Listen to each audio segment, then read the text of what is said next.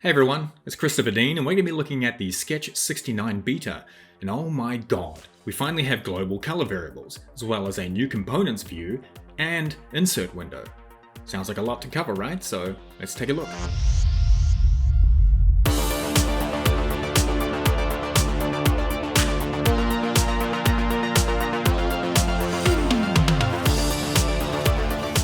Okay, and first up, let's take a look at the differences between scaling color in Sketch 68 and Sketch 69.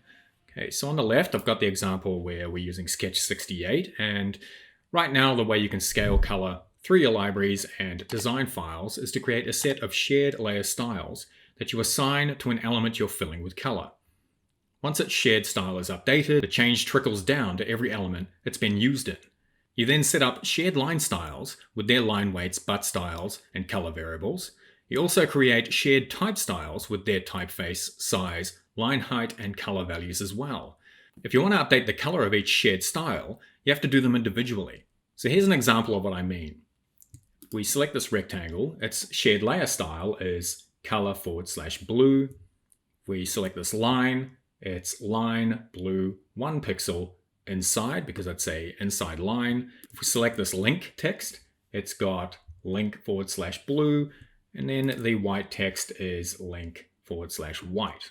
So some example symbols that can be made from their shared styles, so this button here, and I might zoom in, where the background layer is using the same shared layer style as that.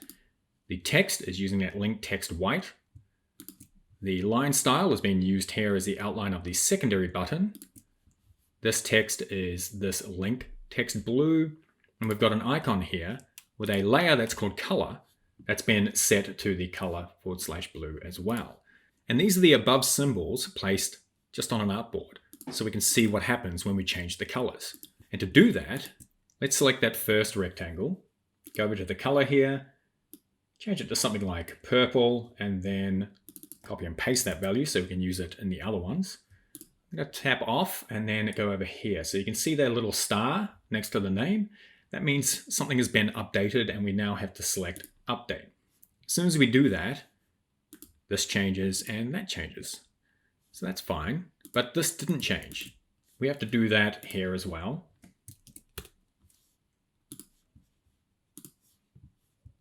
And if we wanted to make this link color the same color, because we're changing the whole brand, we'd have to do it there as well. So you can see I had to change 3 different things to be able to have this outcome, right? In Sketch 69, I only have to change 1. So let's go and have a look at how we set that up. Okay, with Sketch 69, colors can now be set globally by creating a color variable for each one. You can then assign a single color variable to as many elements as you want: a shape, a line, some text. When you update the color variable, it updates everywhere it's been used. You can still set up shared styles for fills, lines, and text, which will make scaling your values across a design system more manageable. But if you wanted to, you could drive everything you do with just the color variables. The examples below don't have color variables assigned to them yet, so let's dive in and see how color variables work. Let's select that first rectangle. I'm going to drop down the color and select Create Color Variable. I'm going to give it something simple for this example of just color/blue and select Create. You can see that now this document has this color variable. I'm going to select the line. You can see this icon here next to the color. Let's drop that down and select blue. I'm then going to select the text and do the same thing with its color, blue. And because I want to set up some shared styles to drive all these symbols, I'm going to select them all and then use Styles Generator plugin to generate them all for me. So there we go, I've got 4 created. I can then select the button background and give it Sketch 69 color blue. Its label will be Sketch 69 link white. The secondary button will be line blue 1 pixel inside. Its text style will be link blue. And then we're going to select that color layer and give it blue as well. Okay, so now let's change this color and see what happens. Just going to right click on this and go Edit Color Variable. Let's change it to pink and then select update. Did you see that? Everything updated all at once. And the great thing about that is the shared styles don't need to be updated because the global color that they're using is just part of them. So that's fantastic, right? And if you change your mind, you can always go back or assign a different color variable. So that's what's great about this too. You can set up that blue or pink and then assign those to different variables and everything will update globally just like this did. And okay, this was a pretty simple example. Let's go and look at a pretty complex example where we see how color variables can drive an entire design system and the designs that they're used in.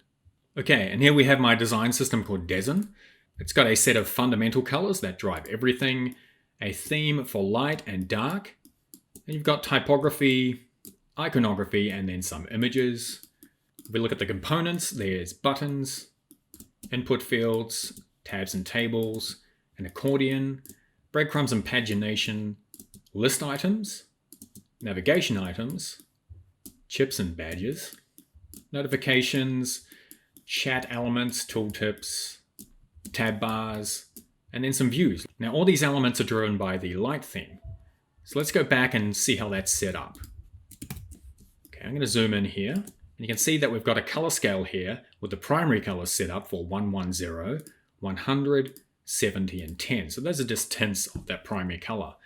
I've got blue, red, green, orange, and the neutral colors as well. So if we come back up and select PR100, you can see that I've already set it as a global color variable. We've got the primary blue, orange, red, greens. So let's say I've got status colors of blue, orange, red, green, and then a general color. If I select the status blue color, you can see that its shared layer style is called status fill 01 status info, but the color is set to B100. The primary color is set to PR100. And you can see that down here. It lists the name of the color variable below it. And if you think about it, you might want to consider these as class names.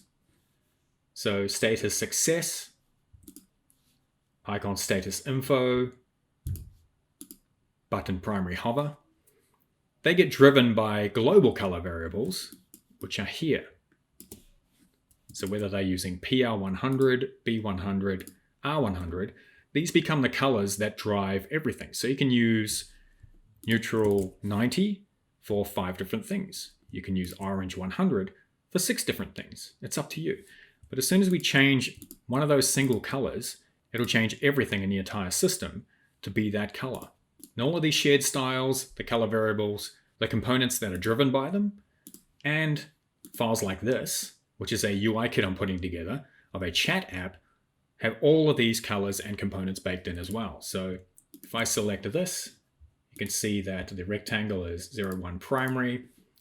If I select a button, this has enabled, hover, and disabled states. We come over to the text. You can see over here that the color variable icon is lit up as purplish pink, which means it's active and using a shared color value. So let's go back to the fundamentals and see what knock-on effect they have throughout all 3 of those files. So I'm going to select primary, drop the color down, right-click on it, go edit color variable. Let's go back to that pink we had before and then select update. You can see by just changing that one color, everywhere that used it has now changed as well. Now I'm going to save and then go over to the components file. And since these libraries are coming from the cloud and Sketch for Teams, we've got library updates available up here. And if we go through them, the primary color we can see has been changed from blue to pink. Let's update components. Okay, and we can see that that state of the button there is using that primary 110, so that hasn't changed. But what if we save now? What effect is that going to have on the Dezin chat example? Let's take a look. Let's just update components. And there we go. The primary color just updates throughout the entire file. So you can imagine how good that is when you're looking at doing white labels or switching from light mode to dark mode. Somebody's probably going to come up with a plugin that does this automatically, where you can switch from a white label theme to either light or dark mode. That'll be fantastic. Let's go back, change it back to blue, press save again. Update everything again, press save there. Update everything again here, and we're back to where we began. Okay, but how can we manage these colors better than going down to the bottom right, opening color, finding it, right-clicking on it, and then changing it? Well, if we go to the top left, there's a new icon, Show Components Beta. That's replaced the Components tab that used to be here because it's a whole new way of managing everything in your file or your design system. So let's select it. And firstly, we've got symbols. Then you can look at text styles, layer styles, and the global color variables. So if we were setting them up here, and you select one, you can change its name up here. So let's say I want to actually call these primary. I can do that. I can also change its color here very easily, and it changes automatically. I can come over to the left where I've organized them into different folders. What if I want to put these in a different folder?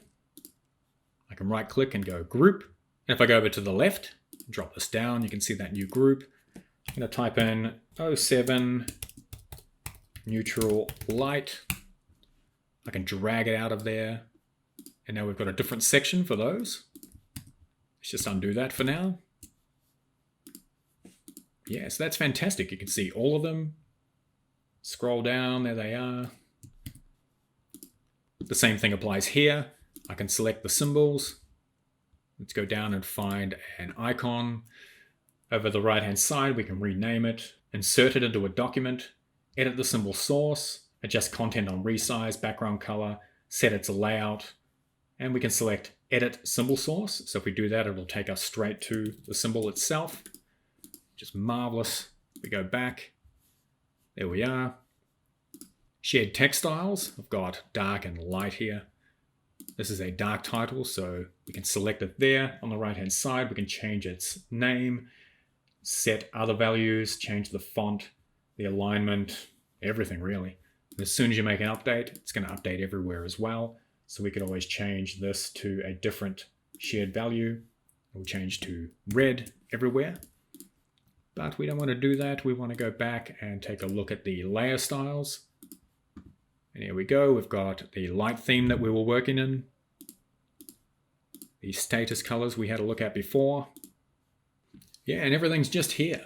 The symbols, text, layers, and colors can all be managed from a single place. And this is pretty focused. So if you're building a design system, you could get one going pretty quickly. Okay, so that's the new components view. Let's have a look at the insert window. Okay, so I've gone back to the UI kit, and to open the insert window, we select C. We've got access to all the symbols, the ones that are in the components library, or the fundamentals one, the text styles. You can see the same one I was looking at before. Shared layer styles. There we go. And the color variables that we set in our fundamentals library. So how do we use these? Now, I like using the pin option here. So see this little icon here? If we select pin, I'm now going to move it over to the left. I'm going to resize it. Then I'm going to resize my document like this. Now this may look a bit squashed, but normally I work with more space on the screen. I've zoomed in here so you can see everything and read everything a bit clearer. Okay, so I'm in this file. See that text there? What if I want to change it to something else? Let's go find a bigger heading. I'm going to drag this onto it.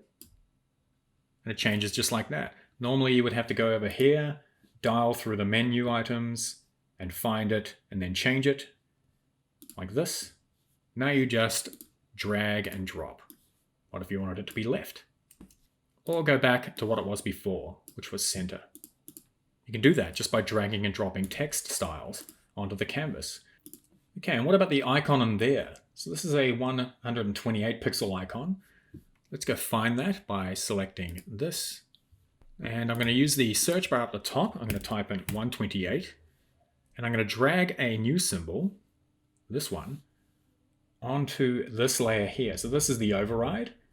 As soon as I release it, it's going to change. I can then override its color by dropping this down, going to theme, light, icon, fill, icon reverse.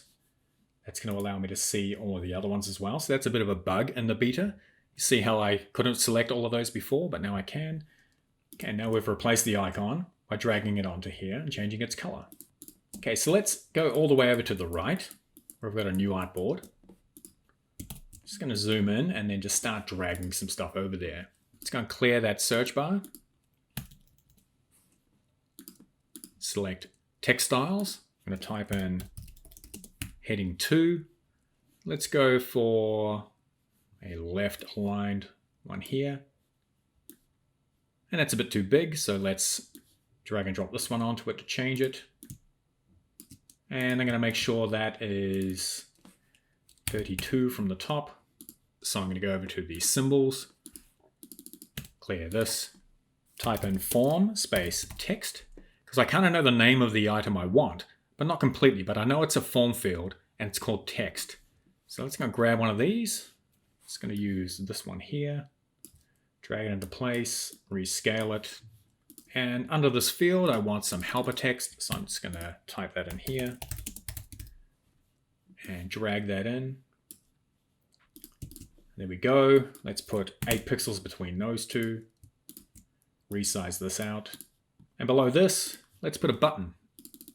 So once again, button primary. And as well as just scrolling up and down, finding what you want and dragging it onto the artboard, you can also just move your arrows around and press enter, and it'll do the same thing. So we've dropped in a button there. I'm going to change its label to submit.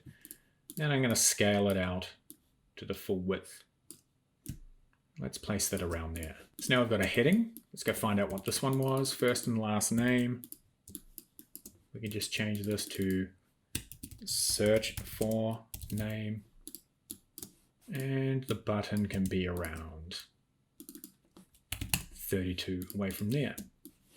Now we can select the input field, change its state to error, change the helper text, change it to error. And we've got something like somebody's put in numbers to search for a name, and the helper text is telling them to enter a correct name. Correct. There we go. Okay, so that's how easy it was to build a screen by opening up the insert window and just dragging things in or finding them and pressing enter. I'm going to unpin this, move it over to the middle, to about there. Rescale this and then move this back into the middle so this is closer to how I normally design. Press C, type in keyboard. Let's go find one, place it in, move this down to the same place that this one is, 389. Copy and paste this disclaimer text over there. And then let's do a little bit of tidy up. So I'm going to grab all this content, move it here. That's going to be up the top, followed by the input field and the helper text. Then we're going to have the button and the keyboard right at the bottom. And there we go. We've got a similar screen to what we had before. And one thing to notice here, that if you go to the components view, this will only show the symbols, text, layer styles, and colors you've used in this file, right? You can see that happen here as well. We've got all of the symbols here on the left. Any text styles, so there's only one. Layer style, there's only one. The color variables are your default set. Let's go back to fundamentals, have a look there. Now, this is very deliberate. If you're setting up a design system and scaling design across an entire organization, you don't want just anybody going into these files, making changes that affect everyone in your team. So the people that are putting together the design system, they can come here, do that work for you, then it will trickle down to the components that they also set up, then you'll be using all of those things in your sketch file, right? And so that's it. A look at global color variables, the new components view, and the insert window. I hope you're taking care out there, looking after yourselves and each other, and I'll see you in the next one. Bye.